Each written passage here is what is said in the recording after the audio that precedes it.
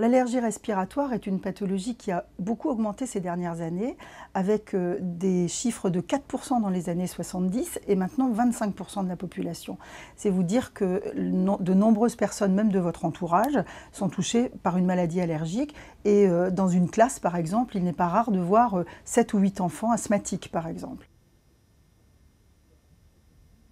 Les allergies respiratoires ont pour la plupart des gens une connotation de maladie non grave, facile à vivre, voire ridicule parfois. Ne pas prendre en considération la possible gravité de la maladie allergique est un handicap au quotidien, puisque les patients vont s'habituer à vivre avec leur maladie allergique et donc ne pas s'apercevoir que leur qualité de vie est altérée, qu'ils ont des soucis à l'école, au travail ou dans leur vie quotidienne, tout simplement dans leurs loisirs, et donc vont laisser s'installer ces symptômes. On s'est aperçu qu'il fallait environ 7 ans entre le début de la maladie allergique et le moment où le patient consulte.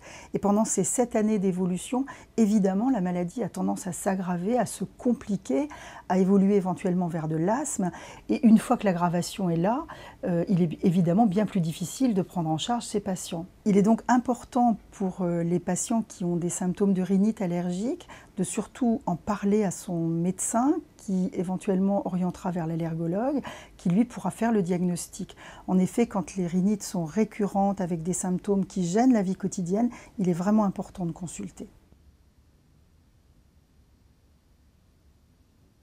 Nous soutenons la candidature des allergies respiratoires à la Grande Cause 2012 parce que nous sommes convaincus que la prise de conscience de l'opinion publique sur ces maladies sévères, handicapantes, invalidantes, peut permettre une meilleure prise en charge par les médecins, allergologues en particulier, et donc permettre aux patients de vivre normalement malgré les allergies respiratoires dont ils souffrent.